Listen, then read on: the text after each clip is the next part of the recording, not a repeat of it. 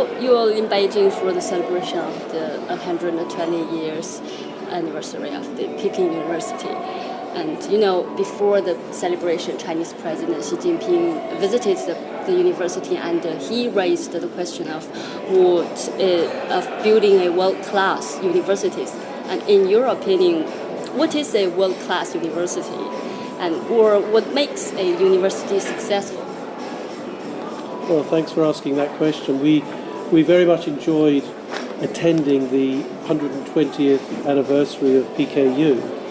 And of course, at that meeting, we heard some great stories about what the world's leading universities are contributing. And one of the key messages at that event was that a truly great university is a university which serves its society and serves the global community. So that is the starting point for me, serving society and the global community. And the universities that live up to that serve their communities through high quality education, through outstanding research, through turning that research and the discovery from that research into commercial applications that bring economic prosperity, and by developing thought leadership and powerful personal relationships which lead to understanding within their own community and nationally and internationally. Could you give several keywords for the characteristics of the world-class university? Want to have a go, George? So, of course, one of the things that world-class universities do is prepare graduates for the future of work. So preparation of graduates linked to employability. It's also important to recognise that we provide students with access to information and experience around culture, heritage and innovation, bringing those things together in order to ensure that both science and arts and humanities are taken into the future. We've already heard from the chair that it's important to think about the contribution that we make to society and in social technological transformation. And if you want some keywords to summarise, discovery, innovation, creativity, curiosity, imagination, prosperity. Yes. Partnership. Yeah, you just spoke of the word innovation. I remember in 2016 there's a university president forum in Shanghai, and a Shanghai Declaration was released, and you all emphasized the word innovation is key to the world development. And in your mind, what do you think a college or a university should do to complete that mission?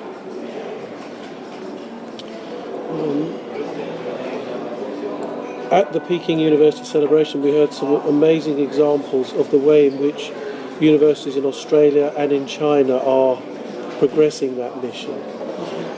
And a key part of that is developing outstanding students into graduates and postgraduates that are creative and innovative and able to drive new ideas. The second part of that is outstanding discovery science and discovery research, and learning how to turn that into applications which benefit society. And both in China and Australia, we've seen extraordinary development in that direction. Quite a lot of the discussion at the Peking event was about the contribution of universities to the economic growth of China and in our case, Australia. Of course, what it also requires is diversity of thought. And universities, both in China and in Australia and around the globe, have a a great emphasis on academic freedom and critical thinking. Yeah, you said. One aspect of that for us is that Australia is the host to many, many thousands of Chinese students, and working with them to educate them about innovation, entrepreneurialism, so that they are ready for the workforce when they come back to China. And they are also very much involved in startup companies and helping to drive China's ambitions to be a very high-tech economy. Yeah, you just mentioned high tech. In today's world, we are facing great opportunities like the advanced technology, the high tech, and the globalization, the economic growth, and we still face we are facing huge challenges ahead of the development. For example, like unilateralism, protectionism, climate change, and so on. What do you think our university or education system could contribute to the world to deal with those challenges? We all have a massive amount to contribute in those areas, and again, it's all about people. It's about great people, outstanding students, outstanding academics, top quality interactions and relationships between all of those people within our universities, but also internationally, working together to address those issues, whether it be to stimulate trade by our universities. The group of 8 universities are working within Australia and in partnership with China, with Chinese businesses and Chinese universities, to find new opportunities to stimulate trade relationships and commercialization of our research discoveries is one example. Our best academics are working hard to come up with solutions to climate change, to understand climate change and to come up with solutions for renewable energy. One really good example of interactions between China and Australia is in the field of solar energy and renewable energy. Some of the discoveries in Australian universities in photovoltaics and developing solar energy have been applied by Chinese universities and businesses and industry. And similarly with regenerative medicine. So again, Chinese universities working very well with Australian universities on tissue regeneration and using that not only in research and innovation, but that feeds into some of the joint programs that we're running in medicine across the two countries. Oh, awesome. Tissue regeneration. Now, of course, in addressing those grand challenges that face the world, interchange between China and Australia is really important. So it's important that we have Chinese students coming to Australia and Chinese academics coming to Australia, and it's equally important that we have Australians going in the opposite direction, and we have very good flows, and those interactions have occurred now for over 50 years between Australia and China. I think they're very important to both countries, and we as universities, we want to nurture them, and we encourage both governments to nurture those relationships that have been built up over such a long period of time. Yeah, your group of 8 has established years of collaboration with Chinese universities. For example, C9 with the Chinese universities, and these are among the top of Chinese universities. What benefit do you think during these years of collaboration brings to both sides? Do you want me to say that, John? Yeah. So, again, there's lots of examples of benefits. One example is in the area of research collaboration. The number of joint publications between Australian and Chinese universities has grown enormously over the last decade, and I think it's something around 80,000. We have a very large number of joint publications, and it's increased enormously, and those publications are of increasing quality as well. And that basis of collaboration on research leads to benefits for the economy of both countries, because it leads to the translation and application of that research into economic benefit. And we now have many more Australian companies and universities developing economic benefit in China, and similarly Chinese companies working with Australian companies, with Australia. The benefits, of course, go beyond that, because the relationships that are developed by our students coming to China and Chinese students coming to Australia are lifelong benefits. The students that go in both directions, the rest of their lives, they have a greater understanding of both countries, and that leads to benefits in mutual understanding, economic benefit, and in other ways. Yes, China and Australia signed the free trade agreement in 2014, and it's been 3 years since the agreement. And it also promoted the people-to-people exchanges, just as you said just now, and between the two countries. And what do you think what achievements or benefits do you think the agreement brought to both sides, to the relationship with China, especially in university or in education? The free trade agreement is very exciting for us because it builds on many years of interactions and it takes it to a new level.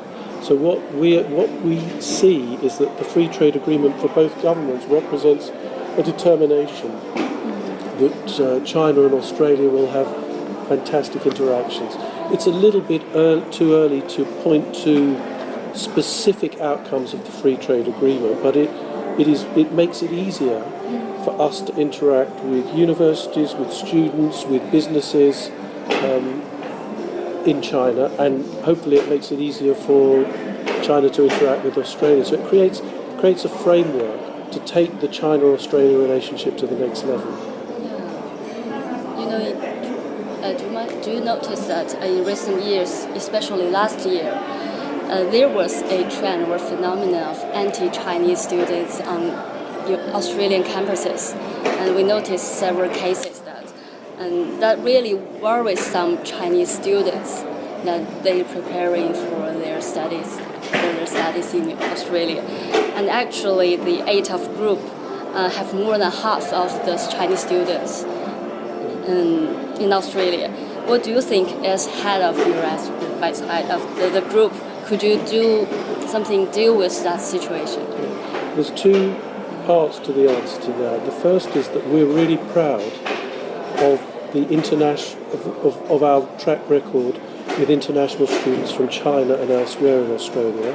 Our international students have a very high level of satisfaction with the experience they have in Australia, and Australian university campuses are amongst the safest and the most welcoming university campuses in the world. And the student barometer data ranks Australia on most criteria well above average for student experience, and ahead of the US, the UK, Canada and New Zealand on most metrics. So the students that come from China and the students that come from elsewhere are very satisfied with their experience. But the other side of that is that when very occasionally there is behaviour which is not welcoming or makes students from China or anywhere else unhappy or concerned, we will not tolerate that, and we take action very promptly. We have lots of processes in place to make sure that we know if those things happen, and we treat them very seriously. So we will do everything that we can to make sure that our students from China who are very happy in Australian universities continue to be happy. We are proud of those students and they're very important to us. And I'm sure Dawn would say the same. We all take very seriously the safety, the well-being and the experience of all students on campus, whether they're international or domestic students. And rather like Ian is saying, if you look at the student barometer, one of the measures is the sense of belonging. And in fact, the Group of 8 does extremely well, and many Australian universities do extremely well in that particular measure for international students, the sense of belonging on campus. And that takes into account safety and the stability of the campus, but also, importantly, the way they feel that they can engage with other students and societies and all of the experiences that there are to offer being part of the university life in Australia. One of the really exciting things for me is when I visit China and I meet with our alumni, students who've graduated from our universities, and they first of all, they are really excited and proud that they've been to Australia. But they also, the thing that they tell me is not only that they valued and enjoyed their experience in Australia, but that it prepared them for the workforce and for getting great jobs in China. And I've met students who are in healthcare or working for the government or working in industry or some other form of public service. They come back from Australia, they're very well qualified to get outstanding jobs in China, so they have an understanding of Australia and great job prospects and a good career ahead of them when they come back. And it works well for everyone. There's also a really important part to this question, which is the benefit to Australian students of having international students on our campuses. And we know from talking to our own domestic students that they find the experience of working with and studying with international students really very rewarding. So it's important to recognise that it's a two-way process, and there is much for us to be gained from having the international students on campus from the Australian student point of view, and indeed the faculty. Yeah, based on your knowledge, and does the Australian young students or younger generation have a favorable impression to the Chinese students? Yeah, we pride ourselves that our universities are global universities, where we have students from, many of our universities will have students from 120 different countries, and so we value students from all over the world, and we value our Chinese students very highly. That's one of the exciting things about an Australian university campus. And the more that our Australian students can interact with students from overseas and from China, the better that is. We're encouraging more and more of our students to go in the other direction, to come to China. And a lot of them are very interested in doing that. As you probably know, Mandarin is now being taught in many schools in Australia.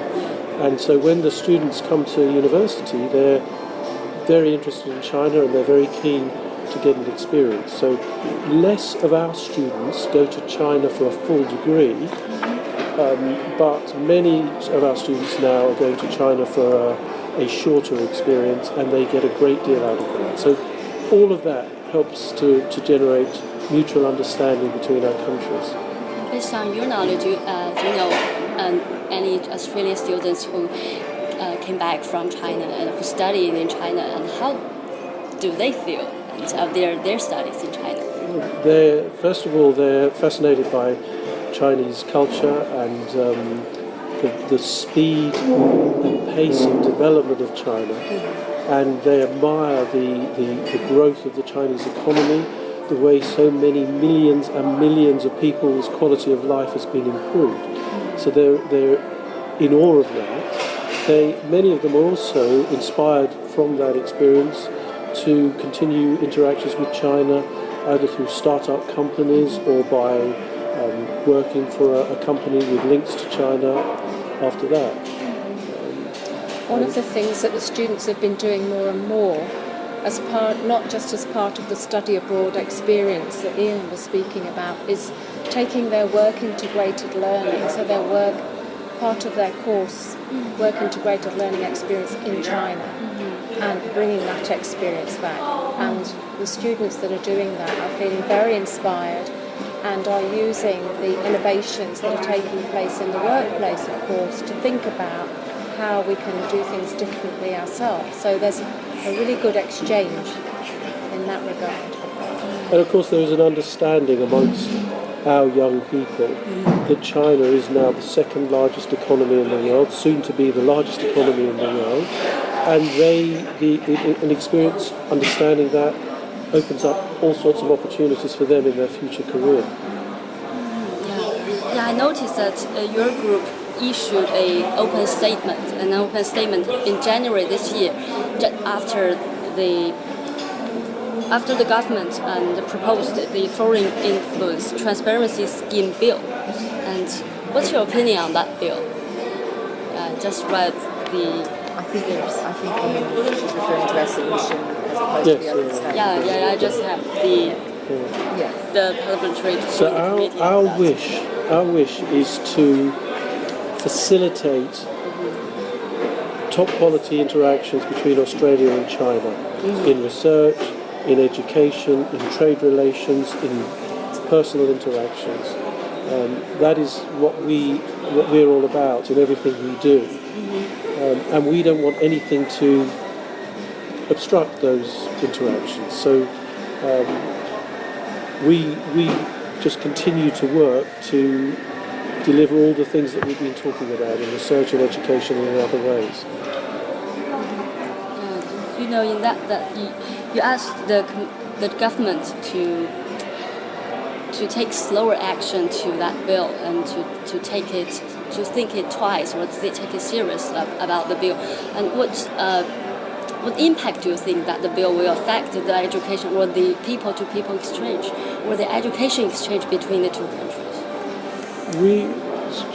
I was just going to say, I think it's like anything. We should always be considering any unintended impact of anything that we do. And so, of course, that's what we take into account, not simply around this. I don't think it's just around this. It's about working in an academic environment and a university that is research intensive. Of course, we're always encouraging there to be open dialogue and to think critically about any policy or any practice change because of the potential intended and unintended. And you know, last year there was an increase, not only Australia, and there was an increase of doubts and worries about China's influence, growing influence in the world. For example, the American scholars created a sharp power, and there are some reports that worries the Chinese influence in Europe. And there's also a book in Australia that released in February, I remember this year, called by Clive Hamilton, called The Silent Invasion and the China's influence in Australia. And the book raised the question about ideological war between China and the West. What's your opinion of China's growing influence? So we watch China's development, as I said earlier, with excitement and a wish to be closely involved with China so that we can bring the benefits of all the developments that are going on in China to the people of both nations. So that is all about, and I repeat what I said before, it's all about making sure that we work together on research. We have great discoveries that involve scientists and academics from both countries, that we turn those discoveries into things that bring benefit to our people, well-being to our people and prosperity to our people, that we educate people. All of those things that we can do as universities are to the benefit of both nations. That's what we are interested in, and we'll leave the other things to other people because our role, as I said at the beginning, as universities is to serve our societies, to support the development of both nations and to make good positive things happen and to solve the grand challenges that you asked about earlier that face countries across the world. That's what we see as our role. We'll leave the other things to other people to deal with. And more than 250 universities were represented at the Peking 120th celebrations, and the focus of that has been around the enduring mission of universities. And I think what that shows is the commitment, the willingness and the absolute persistence of that agenda through whatever actually happens over decades, in the past, now and into the future. There is an enduring mission that universities have, which is about the welfare and the prosperity of the communities they serve, and the focus was very much on that at the celebrations. It's a really important point, and one really exciting thing for us is to see the emergence of very, very strong universities in China. The growth of the number of universities, but also the growth in the quality of universities. And we're delighted to see that. And we have good relations with the C9, but also with many other universities in China. I think that's important for China, but it's also important for higher education across the world. And as Dawn said, what you saw at that event was over 200 leaders of universities from around the world interacting together with a shared purpose, which was a great thing to see. It's like the saying that building a community with shared future. Yes. And you are here for the forum in Xi'an, right? And what's your future plans to further promote the education collaboration between the two countries? Are there any specific plans? There are lots of plans, and some of those are Group of 8 plans to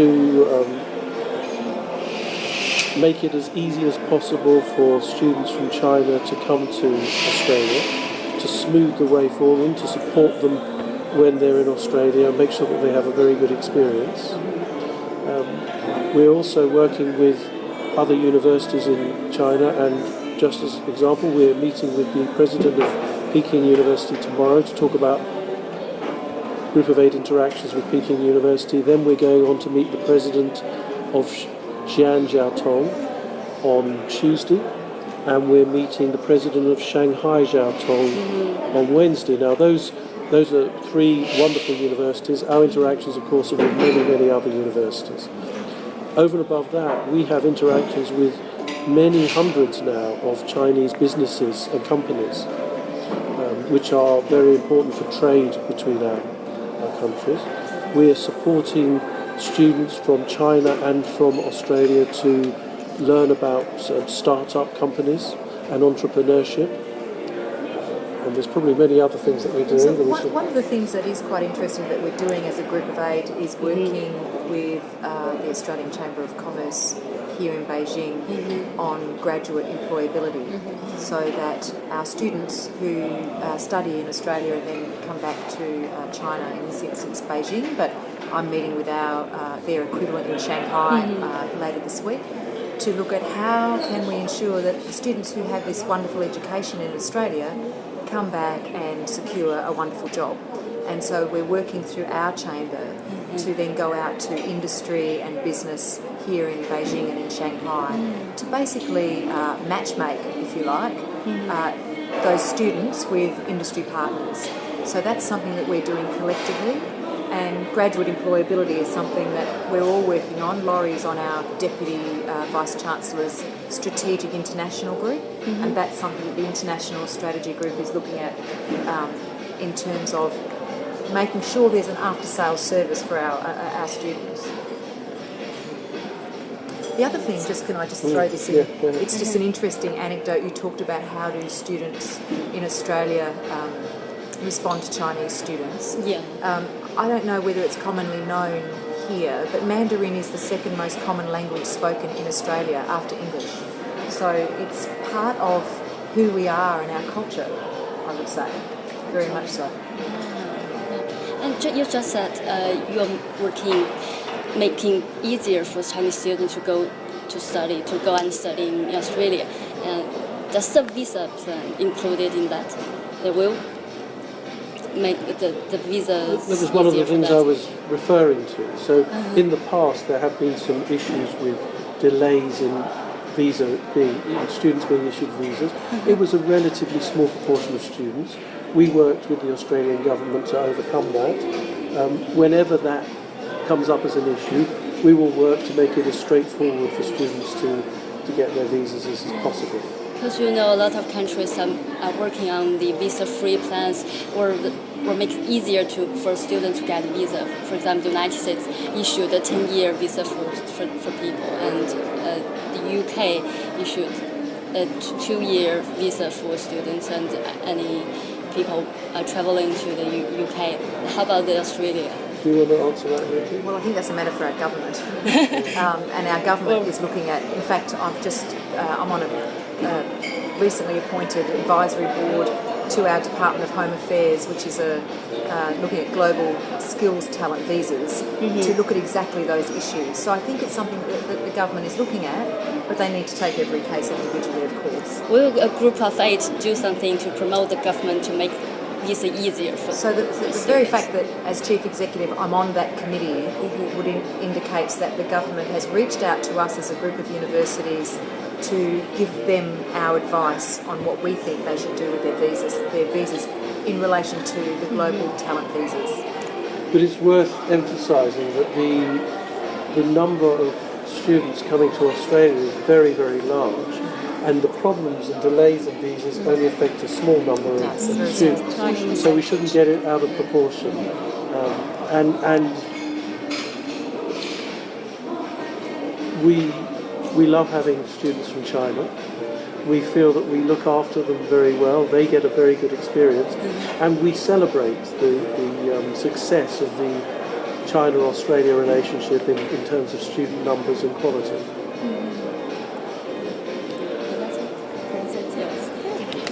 Thank you for the time. Yes.